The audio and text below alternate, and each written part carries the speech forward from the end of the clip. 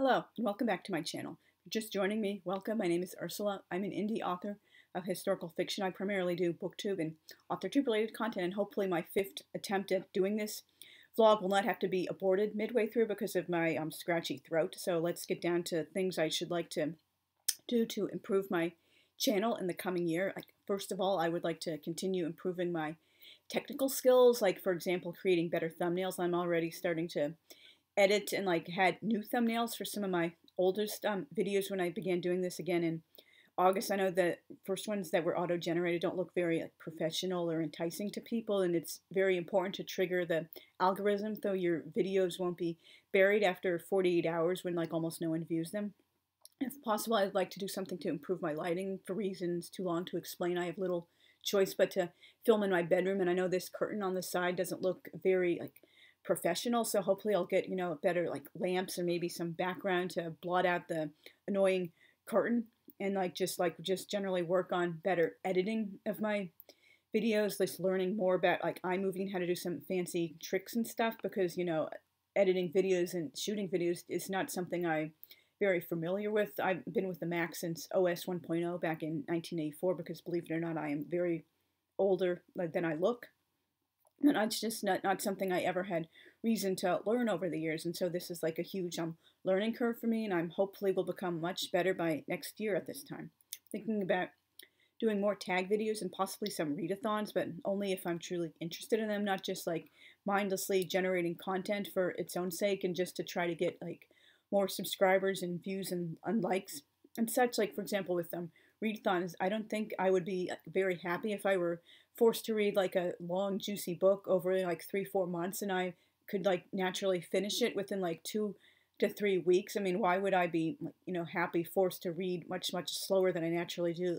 For example, when I had to read books for school, I was that weird kid who loved 99% of the required reading, and I would be reading several chapters a week instead of only one chapter a week. So I don't know if that's something that would appeal to me, but if there are some tag videos and readathons I see that look really good, I will try to participate in them, because you do want to network more and not just feel like you're wasting your time making videos because almost nobody sees them.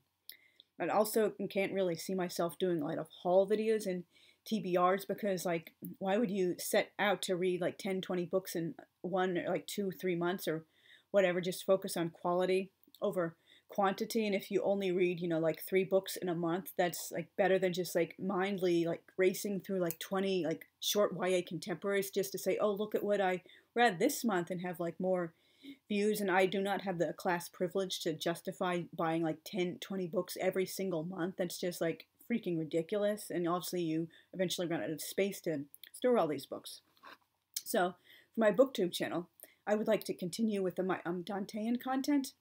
I've been doing vlog forms of my blog posts about Dante and the Divine Comedy, and some also future upcoming blog posts which I'll be adapting to video form. I always flesh out when I'm speaking with the video form. There are things I left out of the blog posts for word count constraints, or because I just forgot to mention these things, or just things naturally come to me as I'm speaking. And obviously you can do more with speaking into a camera than you can with writing spoken words, because I've learned over the years to keep my blogs to a sweet spot of about 650 words to 850 and maybe 1,000 words or so on the upper end if it's that strong of a subject. But anyway, I can have longer videos than I can have blog posts. These subjects will include Franz Liszt, A Symphony of Dante's Divine Comedy, the history of the poem's translation into English, why you should read the entire poem and not just stop after Inferno, because unfortunately a lot of people only bother with the first third of the poem, and when Dante didn't want his readers to stay in hell and end on a sad, low, hopeless note, he wants to take us into the heights of paradise with him and see the light of God. I'm talking artwork of the poem, people who have illustrated over the centuries, as well as artwork of Dante and Beatrice outside of the poem by some wonderful artists, and talking about art history and such, and the summaries of all 3 canticles, and which will be much improved from the embarrassing to me posts I wrote when I was 24 years old and missed a lot of important details because I was just reading too fast and wasn't studying. Historical overview and summary of the full poem, extra textual studies. Like, for example, books it's very helpful to be familiar with before you read the book, like Virgil's Aeneid and Ovid's Metamorphosis, and blog channels here on YouTube, books and websites and such that have incredibly helped me with my study of the poem, like when I've like reread it in full so many years after I first read it and fell in love with it. Films based on the poem, like for example, there are two films from Italy from 1911, both called L'Inferno, which I would love to discuss. One is only like 15 minutes long, and the other is a little over an hour long. They were based on Gustave Doré's famous woodcut, so hopefully that'll be a lot of fun. A little bit about the Italian language, how Dante greatly influenced its development in the history of the language overall. Like misquotes, like I'm sure most people have heard the fake Dante quote, "The hottest places in hell are reserved for those who, in times of great moral crisis, maintain their neutrality." That is a 20th century forgery, and also some quotes that he actually did say, but they're like usually taken out of context. It like means something he didn't really intend when he said that. Like for example, "Follow your own star." That's really seems to be referring to his sun sign of Gemini, not telling like the reader, "Oh, follow your own path in life." Wish list of things I would like for example, certain translations and like artwork and such.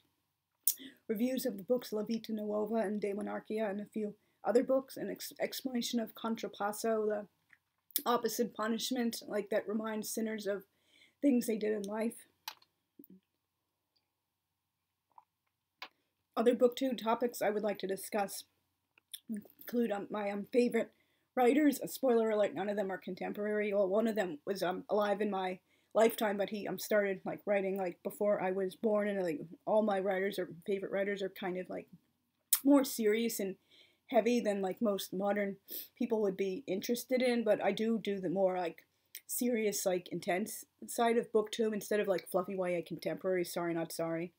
Book cover art, things I like and dislike in my book artwork, topics I like and dislike both overall and certain genres, like topics that'll make me stop reading a story or a book, like controversies in the publishing world, like all this like cancel culture crap. Even though I am anti-woke, by the way, I am not politically conservative at all. I know that confuses a lot of people, but anyway, my politics and personal views are like too long and complicated to get into here, but I do like am horrified at a lot of the things that have been happening, you know, in the mainstream publishing world over the last 5 years or so, with all this like, you know, cancel culture and judging like writers and people from the past and even from the present because they don't like measure up to some like checklist or whatever from these like, you know, 25-year-old like blue-haired wokesters.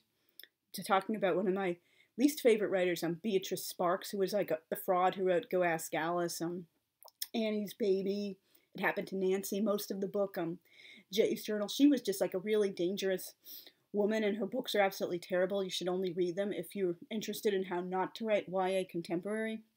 Like, rant about retellings and reboots, like, particularly for classic literature. I don't have a problem with, you know, like retelling Shakespeare's plays or fairy tales or folk tales. Like, for example, if you love the idea of a story about 4 sisters coming of age, just make a story about 4 sisters growing up. Don't, you know, do it like, oh, this is Little Women, but make it woke or whatever, or set it in the like the 15th century or something. Just like create your own like original story. Don't steal someone else's hard work and just change a few details. And of course, book reviews I'm looking forward to doing.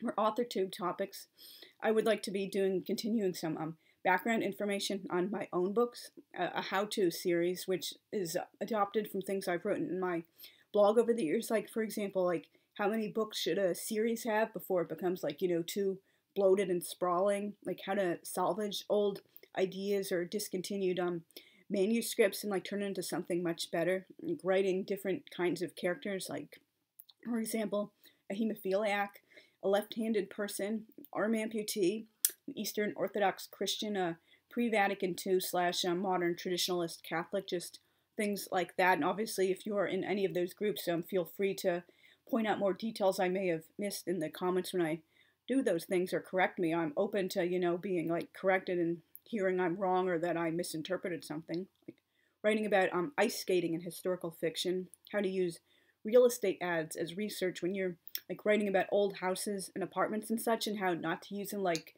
don't assume the ad for like a beautiful, like renovated New York City townhouse or pre-war luxury apartment in the modern era would be exactly how that place was laid out like 60 years ago, because that can lead to a lot of embarrassing errors. Like, for example, like open concept nonsense was not a thing like prior to a few decades ago. Like, so this like beautiful townhouse in Brooklyn from like the late 19th century would not have been like a freaking open concept without any walls and doors. And how to write about the post World War II housing crisis in the U.S. and how that led to the exodus of suburban and unfortunately a lot of urban decay with like so many like problems intersecting and snowballing together.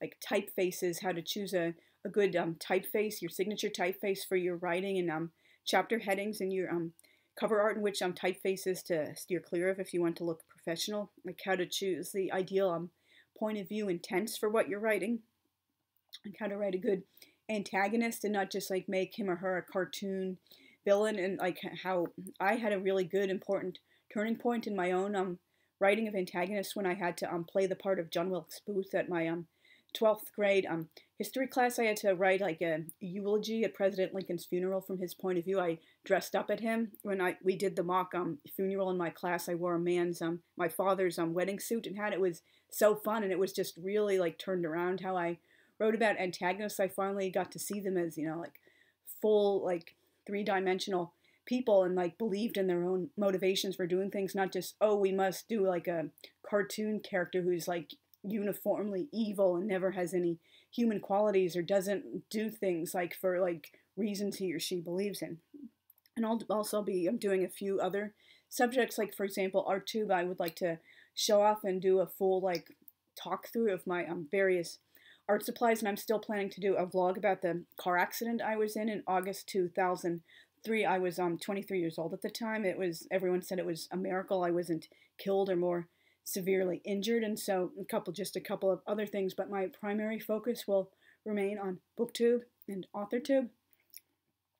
So if you've watched to the end, thank you very much. Have a very, very happy New Year. I wish you much success with your channels in the new year. If you like my serious, intense content, please consider liking, subscribing, commenting, and sharing, because I'm really hoping to build my channel more in the new year. Hopefully I will eventually have 100 subscribers, and when I do, I will start I believe a 105 video series on Giovanni Boccaccio's Decameron, one of the classic works of the Italian Middle Ages, and one of my all-time favorite books as well. And just like look for like interesting content, books reviews and such if you're interested in like classic world literature and like a more like serious, mature side of YouTube. I will never pretend to be some like bubbly 25, 30-year-old. I'm sorry, that's just, you know, not who I am. I have a serious, intense personality. I tend to channel the spirit of Buster Keaton with a stone face instead of trying to act all, you know, jokey and funny and goofy for the camera. But, you know, what you see is what you get, and I'm not like ashamed. I'm not making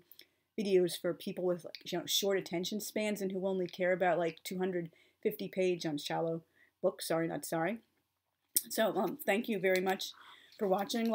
Please like, subscribe, comment, and share, and I'll see you guys again very soon. Hopefully my next blog will be about The Play of God, a book by Devi Vanamali, and I'll look for some Dantean content coming up very soon as well. Thanks. Bye.